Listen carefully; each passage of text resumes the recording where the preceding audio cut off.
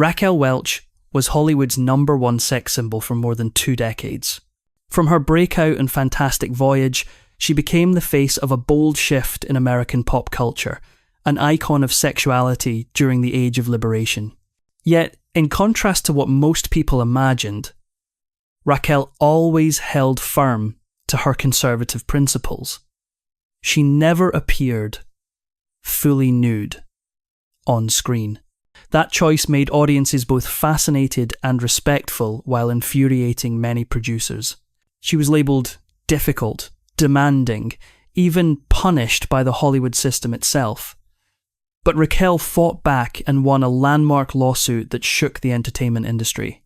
Behind the spotlight were untold battles, never before seen personal photos, and a life filled with soaring highs and devastating lows. Before we dive deeper, tell me in the comments where you're watching from. Grab yourself a warm drink, maybe a cup of tea, or just water, and sit back as we begin this journey together. Raquel Welch, born on September 5th, 1940 inches Chicago. She grew up carrying 2 contrasting yet fascinating heritages. Her father, Armando Carlos Tejada Uribe, was a Bolivian man from a highly distinguished family. One of his relatives, Lydia Guerra Tejada, would eventually become the first female president in Bolivia's history. Meanwhile, her mother, Josephine Sarah Hall, was an American of English descent, a descendant of the Mayflower passengers who arrived in the New World in the 17th century. Raquel was the eldest of 3 siblings, with a younger brother named James and a younger sister named Gail. In 1942, the family moved to La Jolla, California, when Raquel was just 2 years old. There she was, raised in a disciplined household grounded in Presbyterian faith. Every Sunday, she dutifully attended services at Pacific Beach Presbyterian Church with her family. Like many artists in the making, Raquel began taking ballet lessons at the age of 7, dreaming passionately of becoming a professional dancer. Over time, her striking beauty began to reveal itself. By her teenage years, her early physical maturity and confident aura made her impossible to ignore. Local beauty pageants quickly added her name to their lists of winners. Miss Photogenic, Miss Contour, Fairest of the Fair, Miss La Jolla, and later the statewide title Maid of California. From the outside, it looked like she was living the sweet dream of being adored. But the truth was far less glamorous. She once bitterly remarked, "People weren't complimenting me on my beauty every day. My mother or friends didn't say such things. That would have been embarrassing. I entered beauty contests for fun. I won because I knew how to walk in high heels, not because I was the most beautiful. My youth wasn't nearly as wonderful as people assume." At 17, her first blow struck hard. After a decade of intense training, her ballet instructor told her that her body was not suitable for professional dancing. At the same time, her family life shattered as her parents divorced. Raquel had no choice but to rise from the fragments. Refusing to give up, in 1958, she married her high school sweetheart, James Welch, taking the surname Welch, the very name the world would never forget. She earned a scholarship to San Diego State College to study theatre arts. Although she showed great academic promise, she soon left school to chase the real spotlight. She worked tirelessly for a chance on stage, performing with the Starlight Theatre troupe in San Diego, delivering weather reports on a local TV station, and modelling to make ends meet. Each tiny role was like a flickering candle in the dark. But from those faint glimmers, Raquel's star would soon ignite. In 1959, she landed the lead role in the Ramona pageant, a famous outdoor play in Hemet, California, adapted from Helen Hunt Jackson's novel Ramona. Audiences saw in her a fresh beauty and the charm of a promising Hollywood newcomer. Yet, no one could have predicted that just a few years later, the bright glamour would be replaced by harsh, unforgiving years in the spotlight. Raquel married young to James Welch, the man she believed would help her build a warm family and support her artistic dreams. They had 2 children, Damon, born in 1959, and their little daughter Tawny in 1961. But marriage was no magic key that made a Hollywood dream easier. Instead, It quickly became a rope, tightening around her opportunities. Raquel found herself in the impossible position of being a mother of two at such a young age, while receiving little support from the very man she shared a home with. Within just a few years, everything collapsed. By 1962, they were officially separated and eventually parted ways quietly. It was a period Raquel rarely liked to revisit, not out of shame, but because the emotional wounds were deep enough to make her lock that chapter away. A single mother in her early 20s, with no stable career, no financial foundation, and no one to reassure her that pursuing acting was worth the struggle. After her parents' divorce, each tried to rebuild their own lives, and they could offer her little more than practical advice: to give up the impossible dream. Determined to survive, she left California and the faint glow of the stage behind, moving to Dallas. By day, she worked as a model for Neiman Marcus. By night, she served cocktails in bars. Her smile, nothing but a mask, hiding constant worries. Her mother once handed her a copy of The Carpetbaggers, a novel exposing the brutal, ugly truths behind Hollywood's glamorous facade, hoping it would pull Raquel away from the film industry forever. But Raquel was never the type to surrender to warnings. The more she learned about Hollywood's cruelty, the more fiercely she wanted to prove she could survive it and conquer it. Fate still had plans for her. Instead of moving to New York, Raquel returned to Los Angeles in 1963. Her striking beauty helped her land appearances on television as one of the billboard girls on the Hollywood Palace, and small guest spots on the shows of Red Skelton and Danny Kaye. They were modest steps, but undeniable signs that the train of her dream was still waiting for her to climb aboard. It was during this period that Raquel met Patrick Curtis, a 8-year-old former child actor who had once appeared in Gone with the Wind and was now working as a talent manager. In a 1967 interview with Look magazine, Curtis recalled, "In Hollywood, girls usually looked more like Sandra Dee than Sophia Loren. I was shocked that someone so beautiful had been a scholarship student at San Diego State and even earned straight A's. We decided to team up and make her a star. I quit my job and we formed a company. We started Kurtwell like someone would open a gas station, a legitimate business venture. The key to success is always hard work." Curtis insisted that Raquel take 3 dance lessons and 2 vocal classes every week. He focused on shaping her image as a photographer's dream, aiming to position her as a true sex symbol capable of capturing Hollywood's attention. He also advised her to keep the surname Welch so she wouldn't be typecast as a Latina actress. Under Curtis's direction, Raquel showcased her physique in various settings: tennis courts, pools, beaches, to build visibility and establish her emerging persona. She also set strict rules for Curtis to ensure her image remained flawless. Raquel explained, "I have to know the situation, the atmosphere, the purpose of the event, what I should wear, how my hair should look, what I need to be prepared to say. I need everything required to make the strongest impression with my presence alone." This perfectionist approach to her public image would become a recurring theme throughout her career and often a source of major conflict behind the scenes. The transformation from beauty queen to sex symbol was paying off. In 1964, Raquel landed her first role on the big screen in Elvis Presley's musical film, Rouseabout. The movie drew audiences mainly for Presley and veteran star Barbara Stanwyck, while Raquel appeared only in a minor part. Later that year, she earned another supporting role in A House Is Not a Home, produced by Joseph E. Levine, and based on the sensational autobiography of famed Madame Polly Adler. Although the film premiered 3 months after Rouseabout, Raquel had actually completed her scenes earlier. She played one of Polly's girls in a gritty story set within New York's criminal underworld. Also featured in the film was Eddie Williams, who would later appear in Beyond the Valley of the Dolls. Raquel's name began to shimmer in the public eye when Life magazine featured her on October 2nd, 1,964 inches, a photo spread highlighting Hollywood's newest promising faces. A striking image showed Raquel standing beside Mia Farrow, a bold declaration that Hollywood's drought of glamorous women is over.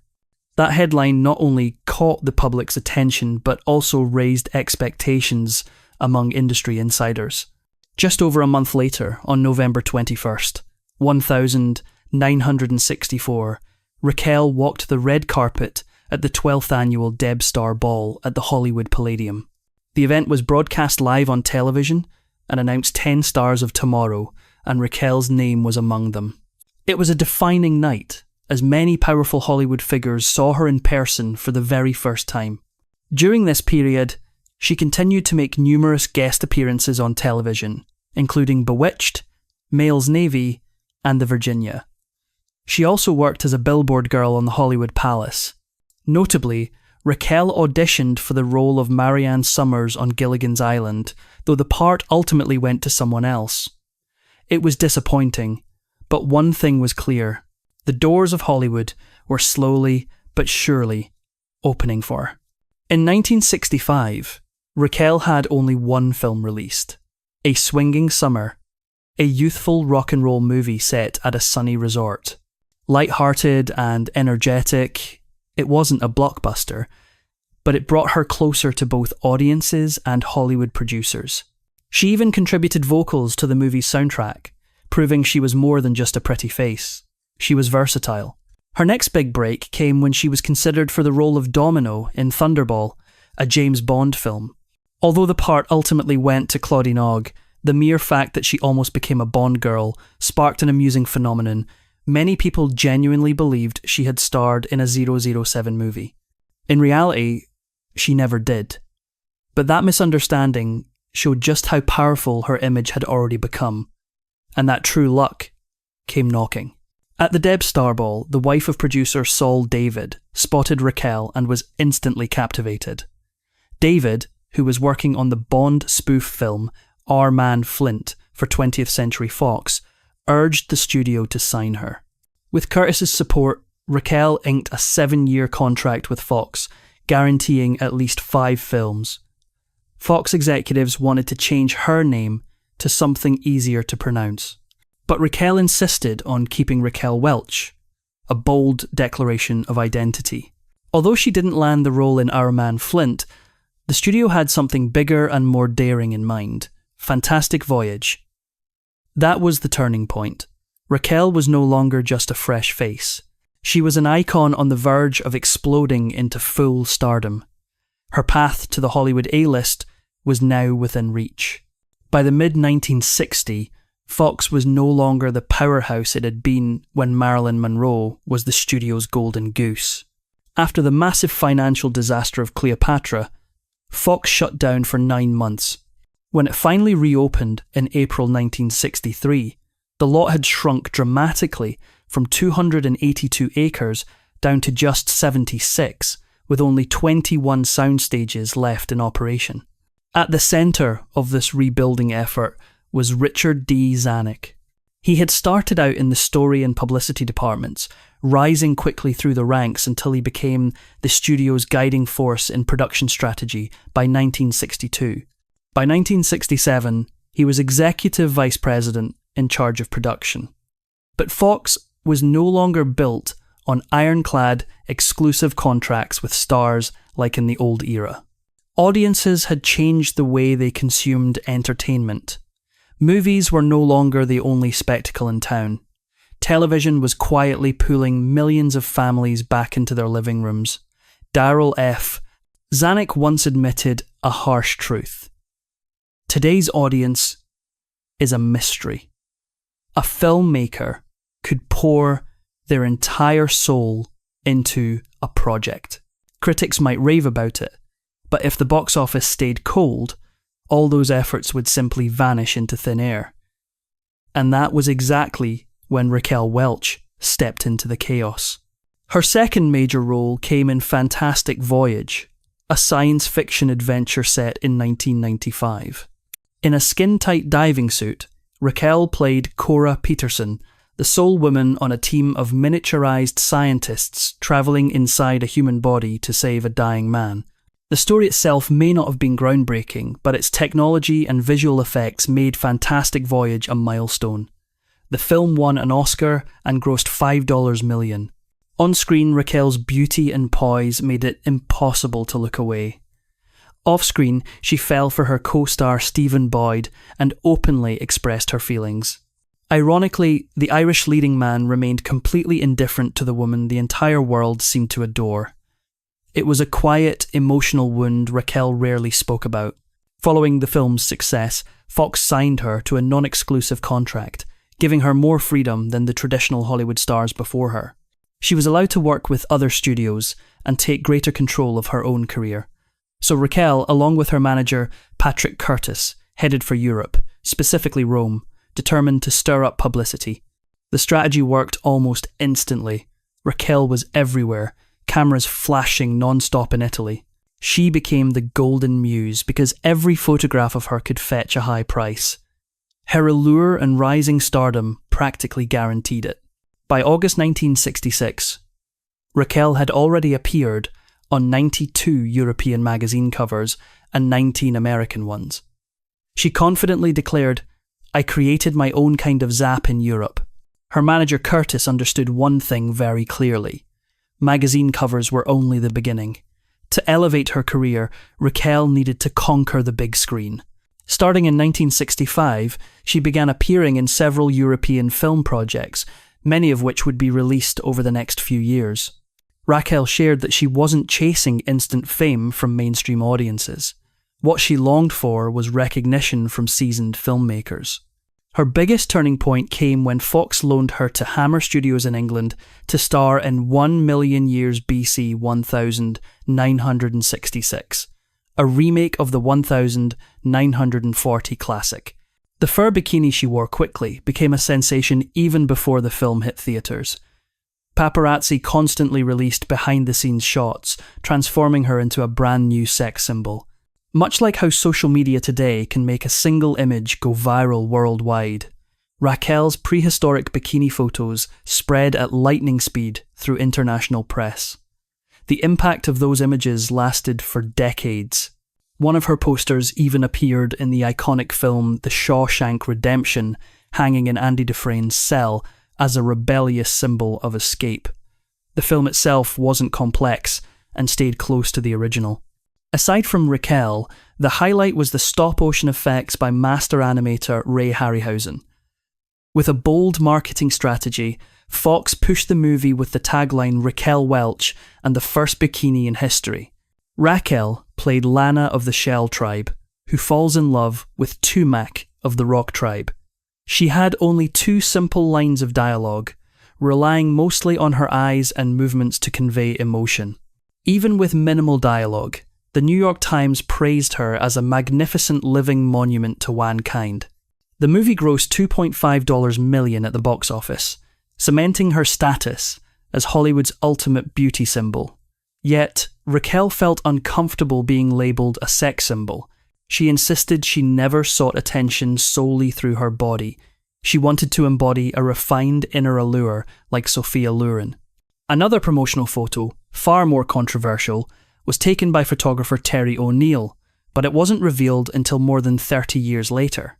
The image, titled Raquel Welch on the Cross, was both artistic and deeply personal. Raquel had been anxious about wearing the fur bikini, afraid the media would crucify her for revealing too much skin. That metaphor sparked O'Neill's creative vision. He immediately asked 20th Century Fox to bring in a wooden cross and shot a series of photos of Raquel crucified from various angles.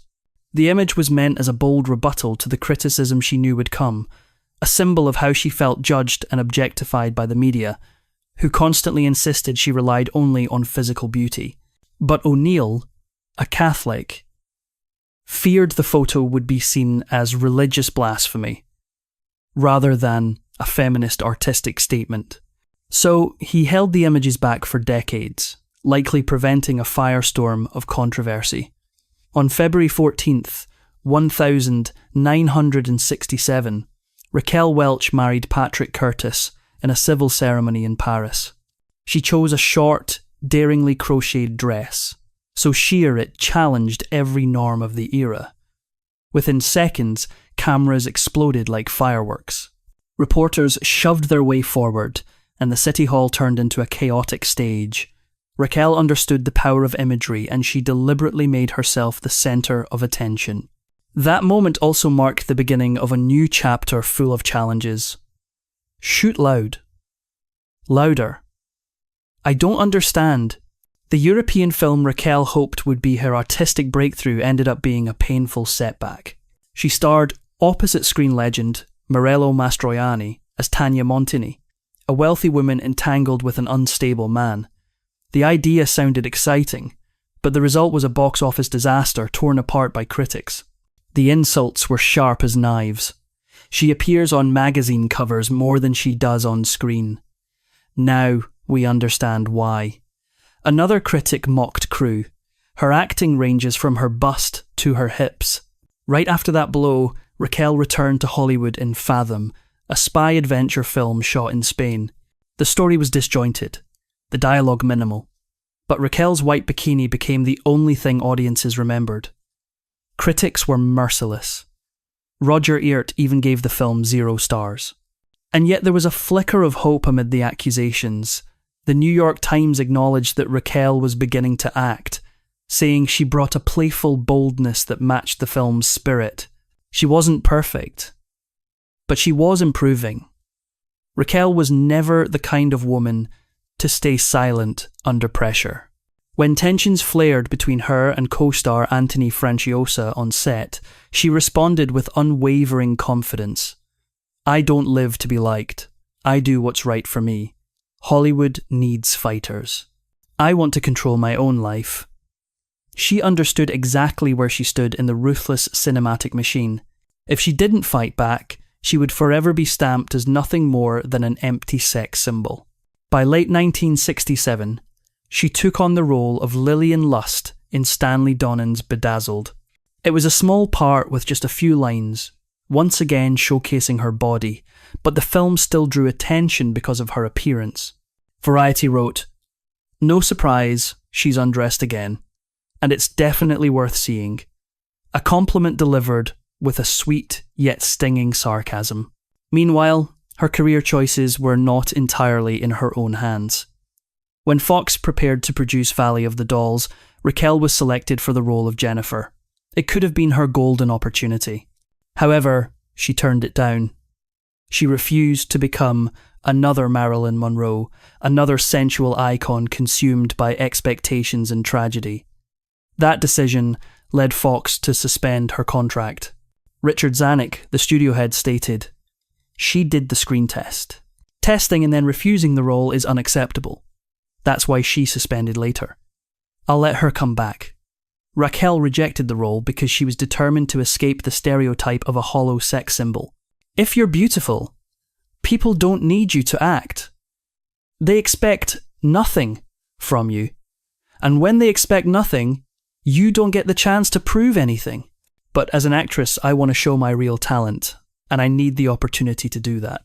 When asked about being constantly compared to Marilyn Monroe, who had voiced the same fear years earlier, Raquel responded, "I don't want to be like her. I'm not jealous of her life. Marilyn was miserable and ended up taking her own life because she felt she wasn't good enough. That no one loved her beyond her physical beauty. That's very dangerous for women, because you can't stay young and beautiful forever." Raquel's first film release of 1968 was the biggest bundle of them all, shot during her time in Italy in 1966. It was an international co-production featuring respected veterans like Victoria Audeca, Edward G. Robinson, Robert Wagner, and Godfrey Cambridge. Raquel played Juliana, the bold, irresistibly alluring girlfriend of Wagner's character, the kind of role designed to hook audiences with just one look. Although the movie carried a playful crime comedy vibe, it fell short of critical expectations. What the crew remembered most about Raquel happened off camera. By then, she had already started developing a reputation for being difficult. Robinson, known for his strict professionalism, didn't hesitate to call her out when she frequently showed up late and disrupted the shooting schedule. The director eventually warned her that close-up shots could be cut if she didn't improve her behaviour, a threat that made Raquel straighten up fast. Robinson later spoke bluntly. Raquel had an astonishing figure and a powerful PR machine behind her. But beauty alone is a one-way ticket. It can't take you everywhere without real talent. In July of the same year, Raquel bounced back strong with Bandolo, directed by Andrew V. McLaglen, the Western, became a box office hit, earning $5.5 million. Her character mixed light satire with undeniable charm. One New York critic wrote about her performance, Raquel Welch, perfect curves and irresistible presence. She just admitted her father sold her for 5 cows and a gun. Oddly enough, it's the best bargain in the entire movie. Both snarky and flattering, the remark highlighted exactly how magnetic she was on screen. Only a few months later, she appeared in The Oldest Profession, a film divided into 6 segments exploring prostitution throughout history. In the Gay 9S chapter, she played a clever courtesan who discovers her client is a wealthy banker and sets out to make him fall in love with her. The project paid Raquel $100,000 for just 2 weeks of filming in Berlin, but poor dubbing and image quality limited its success with audiences. Toward the end of the year, Raquel starred opposite the legendary Frank Sinatra in Lady in Cement, the sequel to Tony Rome. Critics panned the film, but Sinatra's charisma remained magnetic. She later said he was the most naturally compelling man she had ever met. By this point, Raquel had proven herself a box office powerhouse and was being celebrated as Hollywood's newest superstar. When asked about the title, she replied, "Yes, a superstar is always put on a pedestal. Elizabeth Taylor is always showing off. Sophia Loren rose from nothing. And her success inspires admiration and status. For me, success isn't about social standing. It's about being satisfied with yourself. I don't want people to think I'm some kind of warrior goddess, some Amazonian superwoman." In early 1969, Raquel Welch once again stepped into the Wild West, starring in 100 Rifles, a Fox production filmed in the scorching sun of rural Spanish towns. Released in April, the movie instantly stirred up a wave of controversy, unlike anything Raquel had faced before. Her co-star this time was Jim Brown, a black superstar whose trajectory in Hollywood mirrored Raquel's in several ways. Both had signed with Fox in 1964, and both had quickly become physical icons on screen. Hollywood loved showcasing their bodies more than exploring their true acting capabilities. As a result, the media clung to their looks and personal lives, milking the spectacle for attention. 100 Rifles became a victim of that same mindset. Instead of highlighting the story or performances, the spotlight was overtaken by rumours and behind-the-scenes drama between Raquel and Brown. In one now famous scene, Raquel had to climb a water tower and use her sultry figure to distract a group of soldiers. Director Tom Gree repeatedly pushed her to perform the scene completely nude, hoping to turn it into a marketing bait. Raquel stood her ground. She would not appear naked on camera, no matter how much pressure was applied. And while the gossip about a romance between Raquel and Brown may have been exaggerated for publicity, another relationship on set was very real. Raquel began seeing Spanish actor Sancho Gracia, who only had a minor role in the film. When her husband Patrick Curtis found out, he reportedly chased Gracia around their hotel in Almeria with a gun, sparking a full-blown scandal. Raquel's second film of 1969 was Flare Up, released in November as part of a double feature. She played Michelle, a go-go dancer hunted by a psychopathic killer from Las Vegas to Los Angeles. The thriller-style role earned her more than $300,000, a huge paycheck for the era. What caught many eyes this time was that Raquel was no longer being exploited purely for her physical allure, except for a brief nightclub sequence at the start. Fox was clearly experimenting, eager to prove she could stand on her own without relying solely on sex appeal. From that mindset came a bold decision. Fox purchased the rights to Gore Vidal's controversial novel Myra Breenidge for a film adaptation. The story centred on a transgender character, highly provocative and socially explosive in an industry that by the early 1970s still lacked basic sensitivity to gender issues. The project carried enormous risk and was bound to clash with conservative attitudes. Yet Fox believed that very boldness could spark a breakthrough. Initially, several major stars were considered, and Margaret Elizabeth Taylor. But in the end, it was Raquel Welch who landed the role, a choice meant to guarantee public attention while pushing her beyond the label of Hollywood's hottest sex symbol. Producer Robert Freer confidently proclaimed, "If a man wants to become a woman, he'd want to become the most beautiful woman in the world.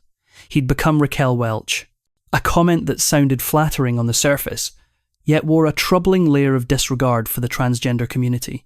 Raquel accepted the part for $200,000 and told the press she was determined to prove her true acting ability. Her bombshell image had launched her to fame, but it had also shackled her opportunities. Myra to Raquel represented a door to artistic freedom. No one knew that this same door would soon open into a nightmare. The production assembled a lineup of larger-than-life personalities. Fox even persuaded Mae West to return to the screen after years of retirement, playing a glamorous talent manager. Audiences buzzed with anticipation for a fierce showdown between two iconic beauties of two different generations. But from the very first days on set, chaos began to unfold. Director Michael Sarn was unlike any professional director Hollywood had ever seen, and not in a good way. He would make the entire crew wait for up to 7 hours simply because he needed to think. The budget spiraled out of control, production dragged endlessly, and unnecessary scenes piled up with no clear purpose. His idea to splice in random clips from old movies later triggered a chain reaction of lawsuits. Actor Rex Reed, who appeared in the film, bitterly remarked, "This is the movie where lawsuits fly everywhere." Richard Zanuck at Fox was nearly driven insane watching the chaos unfold. He recalled that producer Robert Fryer quit the production not once, but 3 times. Clashing egos erupted daily. Anyone could be fired at any moment, including Zanuck himself. Screenwriter David Gare, originally trusted by Gore Vidal to adapt the novel, was so furious at SA that he made a shockingly dark comment. "In a world where the Kennedy family can be assassinated, I don't know why nobody shoots SA." Meanwhile, Raquel and Mae West were heading straight into a Cold War of diva proportions. West had inserted an outrageous clause in her contract. No one else in the film was allowed to wear black and white costumes except her. When Raquel showed up in a black dress with white trim, West exploded. The wardrobe team was forced to dye the trim pale blue to avoid violating the rule. Yet on film, it still looked white. The battle between the two goddesses had officially begun. Farrah Fawcett, making her feature film debut in Myra Breenidge, became collateral damage in this war. At first, West refused to film with her because she was blonde. Farrah had to dye her hair. Then Raquel noticed that Farrah's new hair colour looked a bit too much like her own, so she objected as well.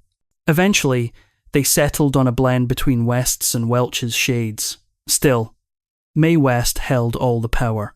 She received top billing, exclusive rights to black and white outfits, and complete freedom to write her own dialogue. Critics later tore the film apart. Gene Sile wrote, "Cheap eroticism and sloppy direction have replaced wit and mystery," and that was one of the kinder reviews. Herb Kelly of the Miami News was far more brutal. "I hereby nominate Myra Breenidge as the worst movie ever made. Nothing can top its tastelessness and boredom." Even Geidel himself disowned the film, calling it a terrible joke. For a while, this humiliating disaster looked like it might mark the end of Raquel Welch's movie career altogether. Yet despite everything, Raquel still found opportunities to prove herself in the 1970s. January 1970 marked her comeback across multiple fronts with the release of The Magic Christian, a shocking satirical comedy stacked with big-name stars. And Raquel appeared in just a single scene. She played a whip-wielding nun who briefly appears on a lavish cruise ship symbolizing the film's message that everyone has a price. Even with only a few seconds of screen time, tabloids went wild. Promotional posters were plastered with Raquel brandishing a whip. She understood perfectly. Sometimes one glance is all it takes to make audiences remember you forever. Not long after, she set the stage on fire at the 42nd Academy Awards. Leaning seductively toward the microphone, she presented the Best Visual Effects category and mischievously quipped, and here are two of them right here. A playful nod to her famous curves, and instantly the hottest moment of the night. It was the kind of bold charm only Raquel Welch could pull off. If someone said that in the 21st century, the room might freeze in terror. Times change, but Raquel's name always finds a way to spark conversation. When New York Daily News asked how she viewed her career at that point, Raquel responded with a level of honesty that startled many. She admitted most of her roles had been camp imposed by the studio rather than chosen by her. If the role is stereotyped, I'll still give it everything I've got. No one can tell me to stay small. It was a declaration of self-ownership in a Hollywood full of labels and limitations. That same year, she starred in her own CBS television special, titled Raquel, featuring legends like John Wayne, Bob Hope, and singer Tom Jones. Raquel even dared to parody Mae West, the very woman who had once treated her as a mortal rival. In the summer of 1970, Raquel stepped away from Hollywood and travelled to Cyprus to film The Beloved, a dark Greek-style psychological tragedy directed by George P. Flash, Cosmatos, and produced by her own company, Kurtwell Productions. Raquel no longer wanted to be just a decoration on screen. She wanted control over the stories she told. In early 1971, she returned to the Western genre as the lead in Hanny Calder, shot in Spain. At the time, the movie received little attention until decades later, when Quentin Tarantino cited it as a major influence on Kill Bill. Back then, everyone wondered whether Raquel would finally agree to a nude scene. Her answer remained firm. I don't understand why nudity is so important. 90% of those scenes are a letdown. Raquel enjoyed being admired, but only on her own terms. What I do on screen has nothing to do with my private life. I live quietly. I don't like noise. Her boundaries were non-negotiable. In 1972, Kansas City Bomber cast Raquel as a tough roller derby athlete fighting to survive both on the rink and as a single mother. Life magazine called her a blazing flame on roller skates. During filming, she broke her wrist but kept working. While recovering, she flew to Budapest to shoot Bluebeard with Richard Burton. Not long after, she made a striking entrance at Elizabeth Taylor's birthday party, despite not being invited. It was the same fearless attitude that had propelled her into Hollywood years earlier. Bold, breathtaking, unapologetic.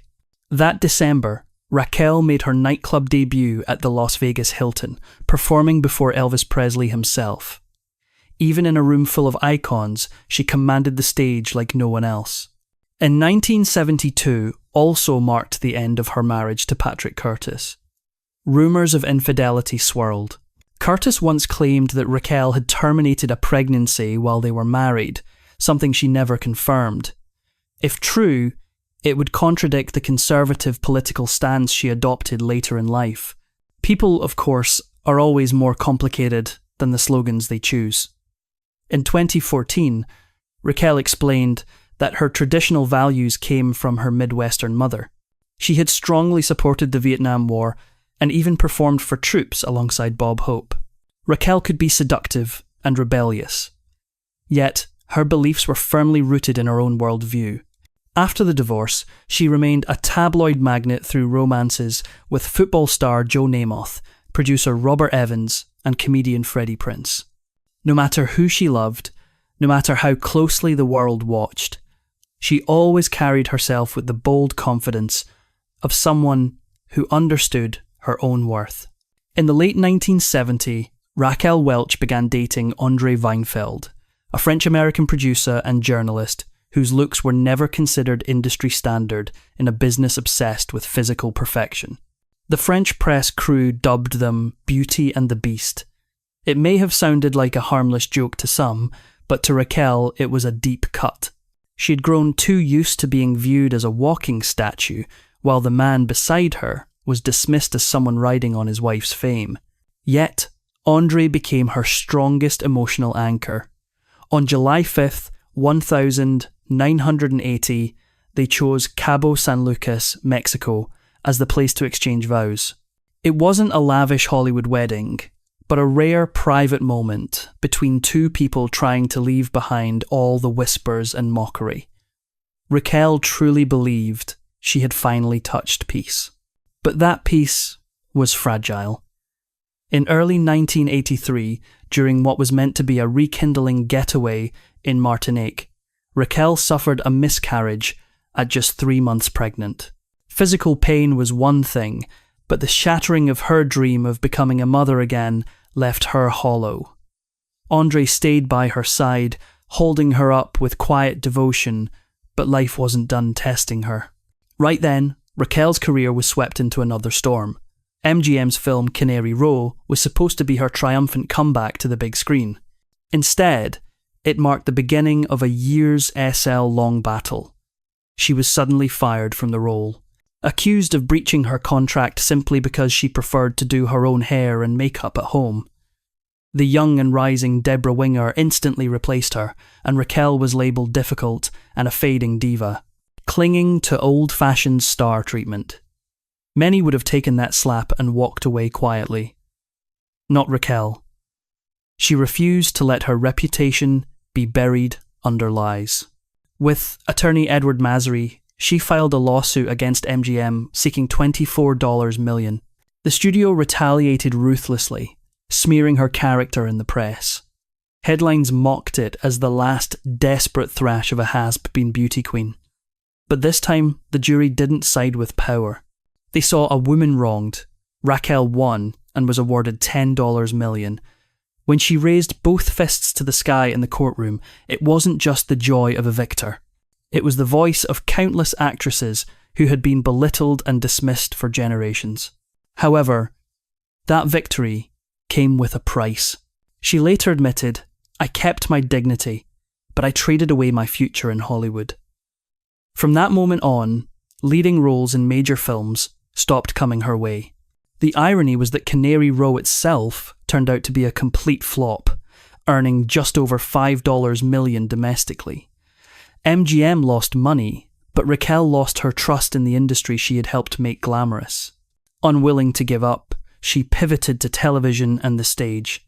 In 1982, she starred in the Western TV film The Legend of Walks for Women, playing a Native American woman in 19th century Montana. That same year, she was considered for the iconic role of Alexis Carrington in Dynasty, alongside Elizabeth Taylor and Sophia Loren, but Joan Collins ultimately won the part. Raquel also stepped onto the Broadway stage in 1982, replacing Lauren Beale in Women of the Year for 2 weeks while Beale was on vacation. Taking over for Beale was intimidating, but critics praised Raquel's performance. The following year, she was invited back on a new 6-month contract. In 1987, Raquel played the lead in the TV movie Right to Die, portraying a college professor and mother with ALS who decides to end her life with dignity. The role earned her a Golden Globe nomination for Best Actress. By 1992, her marriage to Andre Weinfeld had ended. Raquel entered quieter romances, seemingly trying to protect a heart that had endured too much turmoil, but love was never gentle with her. In 1996, she dated former boxing champion Gary Stretch, a man younger than both of her children. That same year, she met Richard Palmer, owner of the Mulberry Street restaurant chain. They married 3 years later. Yet, the relationship felt like a gamble, lacking trust. Palmer was accused of using her name to gain access to VIP social circles. They separated in 2003. Professionally, Raquel kept reinventing herself. She joined Central Park West even as the show neared cancellation and delivered delightful comedic turns in Sabrina the Teenage Witch and Seinfeld, where she charmingly poked fun at her own image. Despite decades of fame, Raquel struggled with her own identity. She once tried to hide her Latin heritage and endured mockery for her heavy Mexican accent early in her career. Only in 2002 did she confidently embrace her roots, on screen, through roles in American Family and Tortilla Soup. It was as if she had finally allowed herself to be her full authentic self. Her last publicly known romance was with producer Nigel Lythgoe in the early 2010s. Still, love never provided her with lasting peace. The only permanence in her life seemed to be faith. A devoted Presbyterian, Raquel regularly attended a small church in Glendale. She described it as a place of simplicity and kindness, a world away from Hollywood's glittering spotlight. In her final years, Raquel quietly battled Alzheimer's disease. On February 15th, 2023, she passed away from cardiac arrest in her Los Angeles home at the age of 82. Her daughter, Tawny Welch, continues on the artistic path her mother once carved. Raquel Welch had long been viewed as Marilyn Monroe's heir, the fiery red, brown-haired sex symbol of the 60 and 70 with a flawless hourglass figure. Playboy called her the most desired woman of the era. The press described her as a living monument of beauty, but Raquel never allowed that allure to define her entirely. She was strong, independent, and unafraid to challenge Hollywood's power structures to claim respect. Being a beauty icon often made her misunderstood, judged, especially as social standards shifted over time. Yet, no one can deny her influence on modern beauty standards and the confidence she inspired in women everywhere. Raquel once said, "Being a sex symbol is a great honour, but it's hard to sustain a long career when you're trapped in that box." Perhaps what defined Raquel Welch wasn't merely her breathtaking beauty, but her relentless will to rise and keep writing her own life story, even when Hollywood only wanted to admire her as a decoration.